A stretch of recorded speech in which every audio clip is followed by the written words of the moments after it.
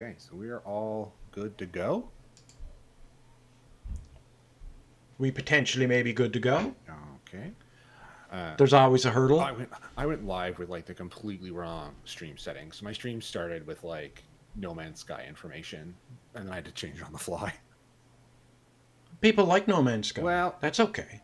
I think we're switched over now. I just got I got a notification just now that you went live.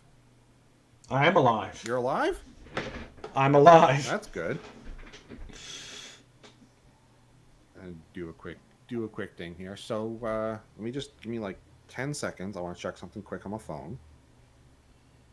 And then There's no time to be making phone Uh, calls. it's sometimes I do that, and then we'll see what's going on. Okay, you want to say a little something for the peoples? To say for the peoples, oh, well, absolutely. So, welcome everybody to Vintage Game Day. We're going to be playing a little family vintage game playing, which sounds like a riot to me. So, I'm here with Behind the Times Gaming, and we're going to have lots of fun today playing the 25th anniversary edition of Rebellion, Yeah, that's right. which we played a lot of in the past. Yeah, we've played a lot of normal Rebellion. I think we even had a time or two back in the day when Red Ed was on the go that we did some edits to our game files and played some Red Ed games. But this one is a 25th anniversary mod that was community made. Updates a lot of the cards and even updates some of the 3D models in the battles, which is nice. And of course they're still limited by the game itself and the engine it's on. And the big upgrade, which I'm sure you noticed when you took a look, is the map. The map's completely different. It's actually technically a a canon accurate map as best they could do.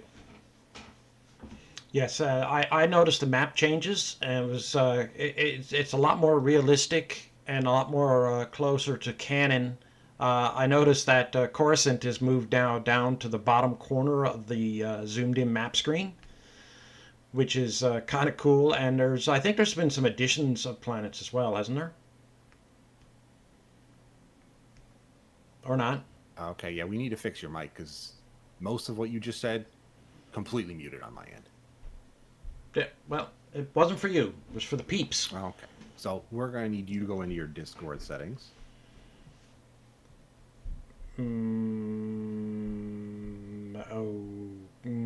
Okay.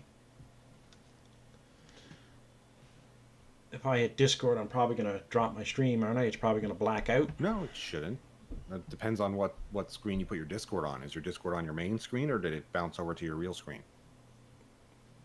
Well, we switch main screens, so first I need the right mouse. All right.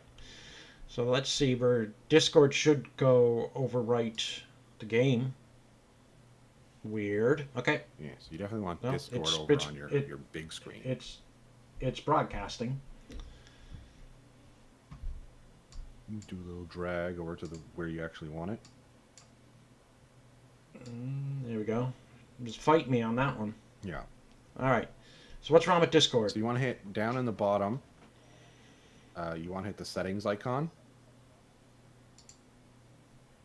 Yep. Then you want to go to voice and video. Well, which is way down, isn't it? Yeah, it's just so stupid. It's clearly the thing you're going to use the most in here, and they put it like to scroll down for some reason. All right. In there, so we want output volume is the issue? Nope, that's not the issue. So down, you see where it says input mode, and it says voice activity.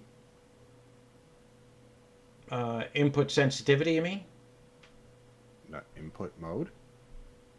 Voice activity. It should be right above input sensitivity. It doesn't matter. We wanted to go to input sensitivity. I just thought it would be easier for you to see input mode. Oh. So input sensitivity, and it has like a green check mark next to it, and whenever you talk, it lights up green. Okay. So yep. you want to uncheck the check mark. And then it's going to be, the mic will be constantly hot. Yeah, so now it's a manual bar choosing where it's going to be. Okay. So what you're going to want to do is you're going to want to drag that little bar Bar. to the left. just above where your normal background sound is happening. You know what I'm saying? Well, I'm okay. When I speak, my volume's going way above Yes, that. when you speak, it goes above it. So you don't want to be talking, and you just want to drag it so that it's just past where the volume keeps bouncing when you're not talking. Okay, well, the only thing bouncing my volume now is you. Okay, sounds good. So now it's manually set. So now if you move away from your mic a bit or you're shifting the way you look, it's not going to not pick you up and mute you for me. Okay. Well, I'm definitely getting picked up well here now, so... All right, we'll try that. If it doesn't work out, we'll readjust later. Yeah, we'll see if that works. I'm sure it was fine for your stream. Your stream would have been great. It still would have picked up your audio from your mic. It was literally a Discord thing, which was muting you so I couldn't hear you. All right, but you can hear me fine now. Yep, yeah, we'll see if you're kicking out or anything, but I feel like that should have been the fixer. And if I mute for any reason, let me know, and I can do the same fix on my end.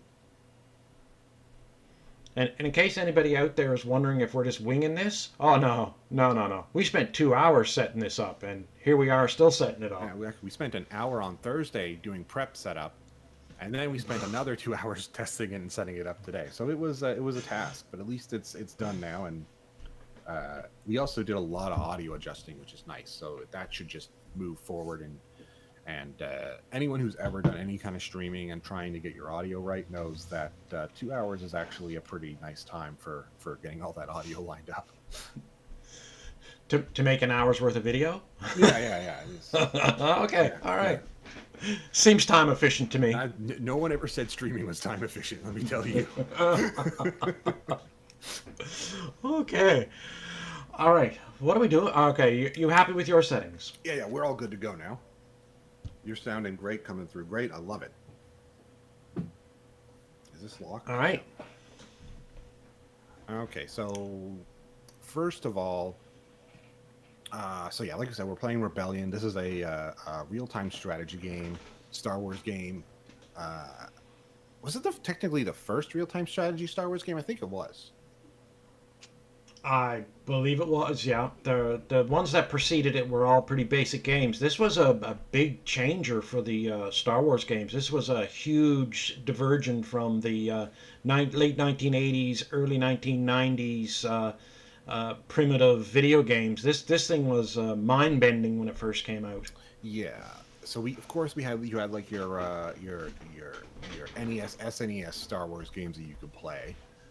Was X-Wing vs. TIE Fighter out before this or after?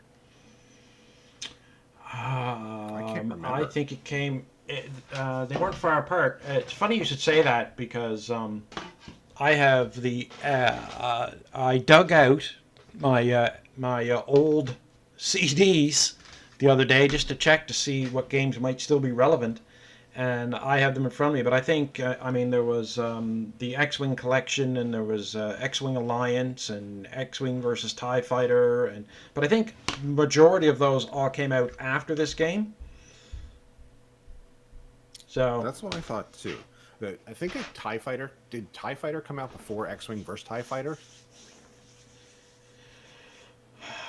I don't know. Yeah, it get confusing for me because there was a barrage of them came out over a period of a couple of years. There was the X-Wing, and then there was the X-Wing Alliance, which came out I think after X-Wing. Yeah, so it looks like I got it pulled up here. So we got Star Wars X-Wing came out in 1993, and then TIE Fighter came out in 1994. We didn't get X-Wing vs. TIE Fighter till 97, and then X-Wing Alliance was in 99. And of course, so there you go. Things like Star Wars Rebel Assault came out in 93, Rebel Assault 2, 95. Is Rebellion even on this list? Rebellion didn't make the list, eh? Okay. All right. I'm not even sure it's on this list. I think Rebellion came out in 95, though, right? I believe so. Yep, 95. So this is crazy. So this is not a setup or anything. This is the random stack of discs I was cleaning up and found this random stack of CDs. So I said, I'll throw them out on my desk, and at some point I'm gonna have a look through them and see what's in there, right? I've actually got, and that's just, I probably have more than this somewhere, but in this random stack I had TIE Fighter, I had X-Wing versus TIE Fighter, X-Wing Alliance, and the X-Wing Collection Series. Nice. So So it looks like here, Rebellion came out in February of 1998. So 98. yeah, so X-Wing 25, 2003. Yeah, 25 years. Yeah. So Okay. X-Wing versus TIE Fighter had already come out because that was 97. But that was kind of your Star Wars games were kind of flight simulator based for the most part. All the X-Wing series were. Yeah. It wasn't until things like Jedi Knights and things like that came out that we started to get in more of the role play games. But these were all flight simulator. Yeah. I even I found the disc in that pile for my old flight simulator joystick. Oh yeah. Oh, yeah. The drivers for that. I still have the drivers, but the joystick is long gone. Yeah. So yeah, Star Wars was side-scrolling games like NES and SNES at the time, and then flight simulators. Then this came out, which was the first RTS at the time, which was very different than a lot of other RTSs because it has a kind of an overencompassing, we call it overencompassing world map, which is technically a galaxy map here, and then each galaxy has its own other window you'd open up, and then you have another window. It was very window heavy. That's one thing it was, but it was different than any of the other RTSs, which were you saw your map. Let's say not World of Warcraft, just Warcraft was you were on your map and you moved around your map, and that was it. Where there was a lot of in and out in this game, a lot more complexity, and your battles were all space battles for the most part, which took place in kind of like a 3D space thing. It's going to be pretty cool when we get into it. It's clearly going to be dated, but it's at the time it was incredible.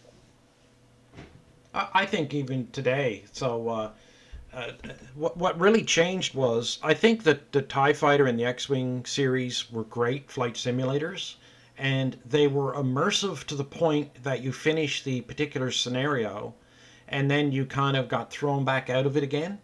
Whereas Rebellion is incredibly addictive. Once you start playing, you can sit there and play for 2, 3, 4 hours and not lift your head up off the screen. And that's what I think what made the big difference. The flight simulators kept breaking that connection, and the Rebellion, you just got sucked in and started playing, and there was no getting out. And you could play for hours. We've had games where we started in the morning, and come supper time, we're still playing away, battling each other. Especially on the big map. Oh, the big map, you can play for 2, 3 hours and not even see your opponent. Yeah. So, a little warning beforehand. It is an older game. This game is known to just crash for no reason. And the one downside that I wish would have been able to be patched in some way is you can't save during multiplayer. How great would it be if you could both save during multiplayer and load up a game after a crash and just keep going? That'd be great. But if the game crashes, we kind of lose everything. So we're hoping to have a lucky day today. Do we want to get into the settings? We'll pick our settings, and then we'll create some ground rules. Perfect. All right. So, are we going to play like we normally? And we're talking about playing. We haven't played head-to-head on this game in years. We haven't played head-to-head. Maybe a decade. Head-to-head Rebellion. Actually, I think we played once. While I've lived here, but it probably was 10 years ago, for being honest. And I think we had a very unsatisfactory experience at that time. I think we got a little frustrated because we went through two or three crashes within an hour. It was really bad, whereas that is not the usual. Usually you can get hours out of the game before it crashes. Yeah, it was a bit crazy. One sec, I got the boy here. What's up? You got the Rebellion all set up? Yeah, we're live. Oh, cool. Yeah, no, I was just checking it out. No, yeah, we're about to play. We're just picking our settings. We're going to create some ground rules, and we're going to get into it. Hopefully we'll have a good day. If we get some early crashes, we'll restart Oh, for sure. for sure. If we get hours in and we get a crash, uh, Probably not. we'll probably let chat decide who was the winner. I'd say every little while we'll be doing it anyway because we'll be checking out our forces and what we have on either stream, so we can figure out who the winner was after the fact by kind of seeing who had what and kind of do the mind game of if we threw everything each of us had at each other, who would have won type of situation. All right, sounds good. Big question. The first question: who's the rebel and who's the Empire? I'm good either way. You tend to prefer Imperials though. Let's face facts. The Imperials are the stronger side. Well, if they are the side on the right side of the law, because although the movies like to follow the rebels, let's face facts, they're terrorists, you know. One man's terrorist is another man's freedom fighter. Mhm. So, And yes, the Empire was the legitimate government. yeah, So anyway, that doesn't help us with our problem. You're going to be the rebels, and I'm going to be the Empire because that's the way we like it. yeah, we'll do it that one. Next time we play, we'll have to switch it up. Okay. Hopefully that's not today. Yeah. Okay. I think to move things along because of time constraints, we don't have 8 hours to play. Let's go with the small size galaxy. You want to do just an itty bitty? Well, I think that's going to push us together faster. Yeah, probably. All right. So we're going to go with standard game, headquarters victory. We'll just go with a standard game, just because I always hated headquarters victory. Okay. I like that you have to So- actually hunt down, those few main characters. So for those, of course, who don't know, which is probably all of you, headquarters victory basically worked where on the Imperial side, your headquarters is Coruscant. It's always Coruscant. You have no choice. That's your headquarters. So if the rebels take Coruscant, the rebels win. Where on the other side for the rebels, you actually have a movable headquarter. So you can move it wherever you want. You can keep moving it throughout the game, which makes a headquarters victory makes it harder for the Imperials to win. So I find that when you just go straight up standard game, I'm sorry, you gotta go. Your mom is broke down. then it's fair either way, because not only do you Okay. have to take headquarters, you also have to take some main characters. Black Big Superstore. All right. Well, I've got some really bad news. What's up? I've got to run. End the stream for a little bit and run out. We've had something come up, so I'm going to be jumping out of the stream, and I'm gonna have to go deal with that. Okay. So I don't expect on to be terribly long. I'll get back to you in a bit. Okay.